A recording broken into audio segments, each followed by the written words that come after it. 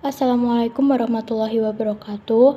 Kami dari kelompok 2 yang beranggotakan yang pertama ada Naimah, yang kedua ada Azza Zainurita, yang ketiga ada Lara Sofiana, dan yang terakhir Trianisa, di mana kelompok kami akan menjelaskan tentang bisnis elektronik, e-bisnis, dan kerjasama global. Pada subbab pembahasan yang pertama yaitu tentang proses bisnis dan sistem informasi. Apa sih proses bisnis itu?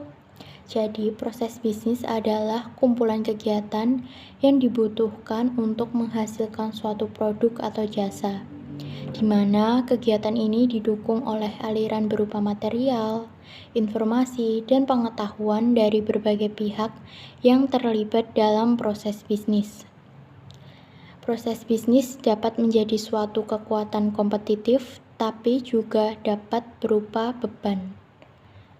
Dapat menjadi suatu kekuatan kompetitif jika mereka memungkinkan suatu perusahaan untuk melakukan inovasi dan menjadi lebih baik lagi dari para pesaingnya. Sedangkan menjadi beban jika didasarkan pada cara kerja yang masih ketinggalan zaman atau tidak sesuai dengan kemajuan zaman atau tren yang sedang berlaku saat ini. Sehingga hal ini dapat menghambat efisiensi dan respon organisasi. Selanjutnya yaitu contoh-contoh fungsional proses bisnis. Area fungsional yang pertama yaitu manufaktur dan produksi, di mana proses bisnis yang terjadi yaitu menyusun produk, pemeriksaan kualitas, apakah suatu barang atau jasa tersebut baik atau tidak, dan yang terakhir menyediakan kebutuhan material bagi perusahaan.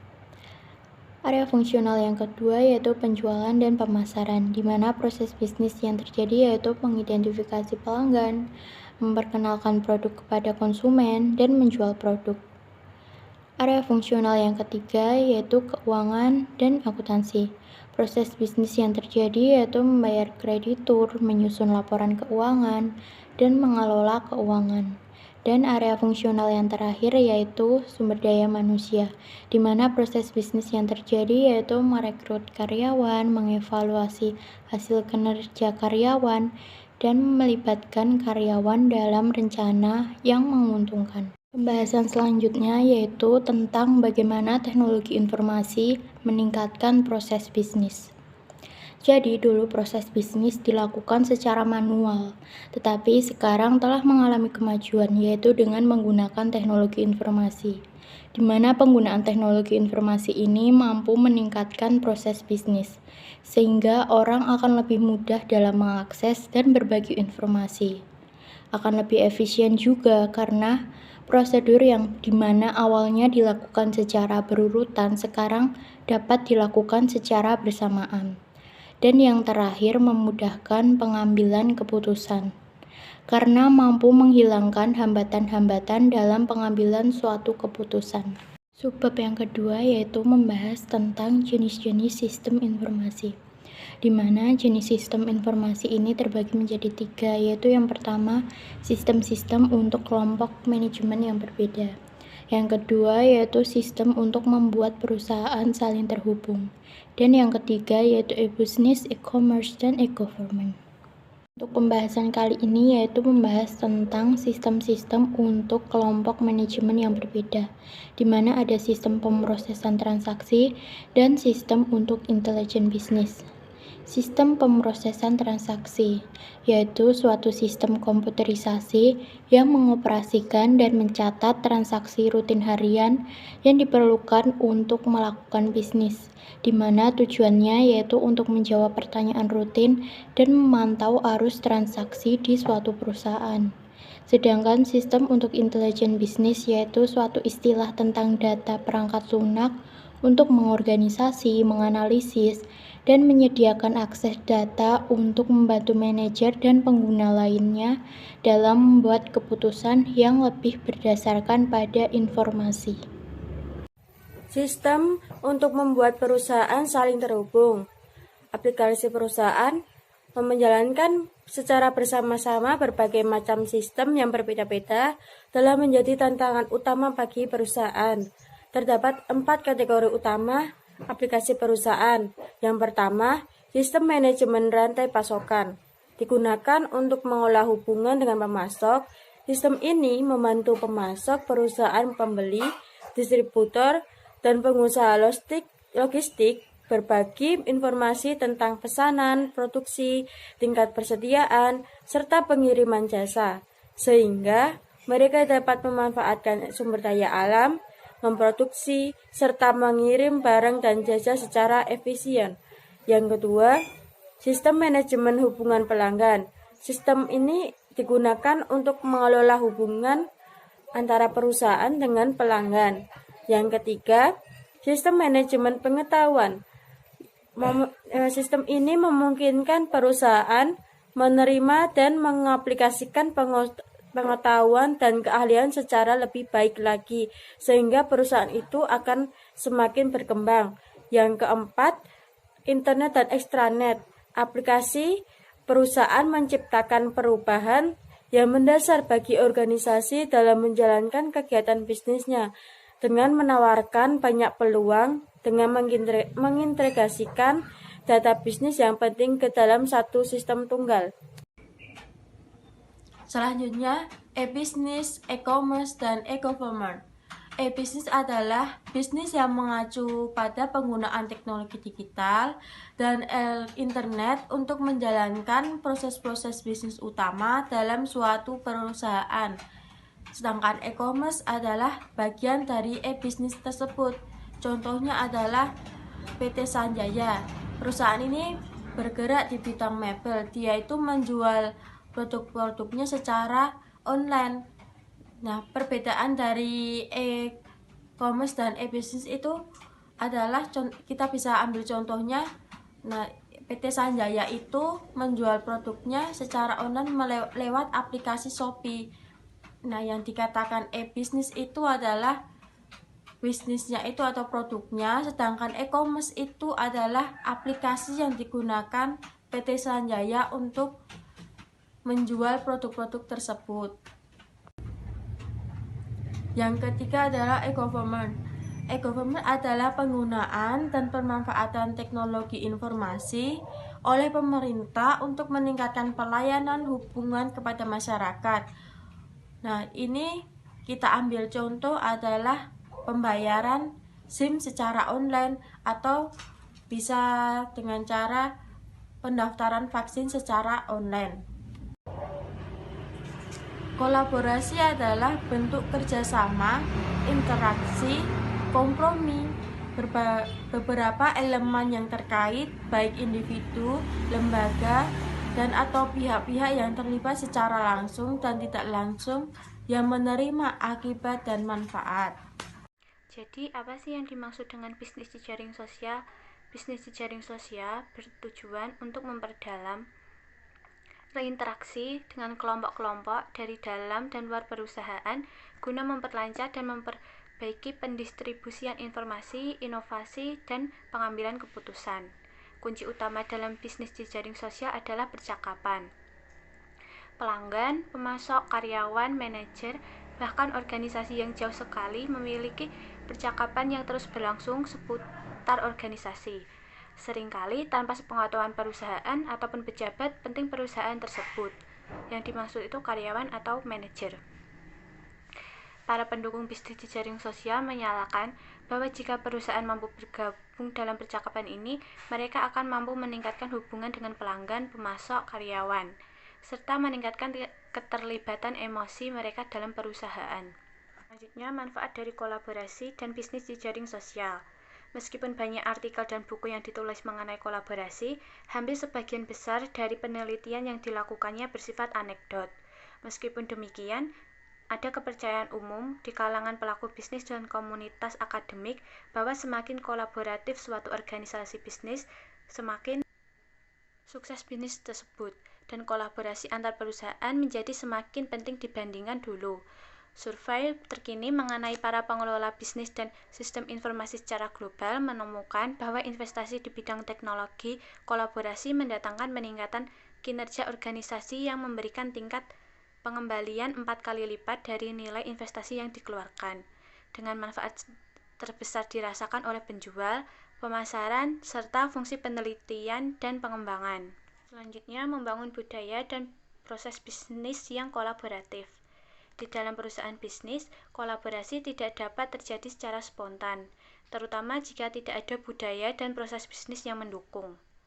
Perusahaan bisnis, terutama yang berskala besar, memiliki reputasi pada masa lalu sebagai organisasi yang bersifat memerintah dan mengendalikan, di mana semua masalah dan pemikiran penting dibebankan pada petinggi perusahaan, dan kemudian memerintahkan bawahannya untuk menjalankan rencana dari manajemen senior. Pekerjaan manajemen tingkat menengah dianggap hanya sebagai penerus pesan dari hierarki tingkat atas ke tingkat bawah. Organisasi yang bersifat memerintah dan mengendalikan memerlukan karyawan tingkat rendah untuk menjalankan perintah tanpa banyak pertanyaan, tanpa tanggung jawab meningkatkan kinerja proses, ataupun imbalan atas hasil yang dicapai tim kerja. Fungsi dari manajemen tingkat menengah adalah untuk membentuk tim, mengkoordinasi pekerjaan mereka, dan mengawasi kinerja mereka. Budaya bisnis dan proses bisnis dalam organisasi lebih bersifat sosial.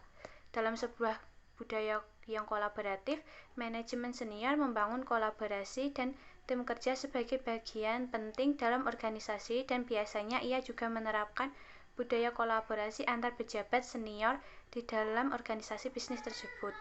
Ada perangkat dan teknologi untuk berkolaborasi dan bisnis jejaring sosial.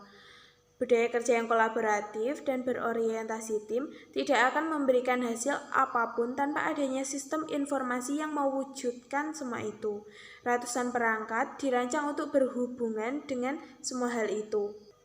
Bagaimanapun, agar sukses dalam pekerjaan yang kita jalani, kita harus bergantung satu sama lain dengan bawahan kita, pelanggan, pemasok, dan manajer. Beberapa perangkat canggih seperti IBM Lotus Notes cukup mahal, namun sangat berguna bagi perusahaan berskala global. Beberapa perangkat tersebut tersedia gratis secara online dan cocok untuk perusahaan kecil. Mari kita lihat lebih dekat perangkat-perangkat ini. Yang pertama ada surat dan pesan instan. Surat elektronik dan pesan instan telah menjadi perangkat utama dalam berkomunikasi dan berkolaborasi untuk menghubungkan pekerjaan. Perangkat lunak yang mereka rancang beroperasi pada komputer, telepon seluler, dan perangkat genggam nirkabel lainnya, dan dilengkapi fitur untuk saling berbagi file di samping mengirim pesan. Yang kedua ada wiki. Wiki adalah jenis situs web yang memudahkan pengguna yang tidak memiliki pengetahuan dalam bahasa pemrograman dan pengembangan web untuk berkontribusi dan mengubah isi tulisan dan gambar. Yang berikutnya ada virtual worlds. Virtual worlds seperti Second Life adalah lingkungan 3D yang dihuni oleh penduduk atau warga yang telah menciptakan karakter grafis seperti perwakilan diri mereka yang dikenal sebagai avatar. Yang berikutnya ada platform kolaborasi dan bisnis jejaring sosial. Saat ini tersedia produk perangkat lunak yang menyediakan platform atau landasan program dalam beroperasi multifungsi untuk kolaborasi dan bisnis jejaring sosial di antara kelompok-kelompok karyawan yang bekerja di berbagai lokasi yang berbeda. Yang berikutnya ada virtual meeting system. Dalam rangka menekan biaya perjalanan, banyak perusahaan besar maupun kecil mengadopsi teknologi video conferencing dan web conferencing. Perusahaan seperti Heinz, General Electric, PepsiCo, dan Wasofia menggunakan sistem pertemuan virtual untuk kegiatan pembahasan produk, pelatihan, sesi strategis, bahkan menyampaikan inspirasi. Berikutnya ada Google Apps atau Google Sites yang salah satu layanan online gratis yang paling sering digunakan. Google Sites memungkinkan pengguna menciptakan situs web untuk kelompok secara online yang dapat diedit secara cepat.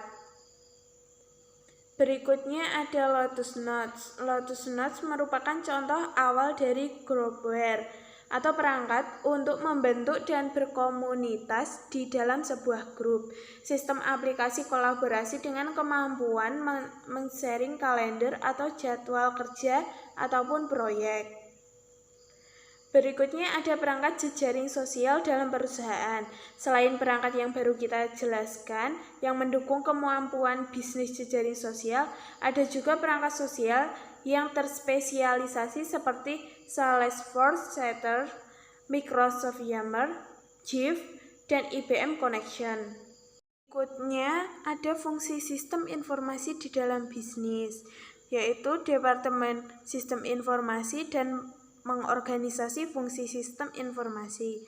Pertama-tama kita akan menjelaskan Departemen Sistem Informasi terlebih dahulu. Departemen Sistem Informasi terdiri atas spesialis seperti pemrograman, analisis sistem, pemimpin proyek, dan manajer sistem informasi. Pemrograman adalah spesialis yang dilatih mengenai hal-hal teknis secara mendalam, yang menulis serangkaian perintah dalam suatu program untuk komputer. Sistem melambangkan hubungan antara kelompok sistem informasi dengan seluruh kelompok lainnya dalam perusahaan. Sedangkan manajer sistem informasi adalah pemimpin dari tim pemrograman dan analisis, manajer proyek, manajer fasilitas, manajer telekomunikasi, ataupun spesialis database. Di banyak perusahaan, Departemen Sistem Informasi dipimpin oleh Direktur Informasi. CEO adalah manajer senior yang mengawasi penggunaan teknologi informasi di perusahaan. Direktur Keamanan Sistem Informasi bertanggung jawab terhadap keamanan sistem informasi perusahaan dan bertanggung jawab memperkuat kebijakan keamanan informasi perusahaan.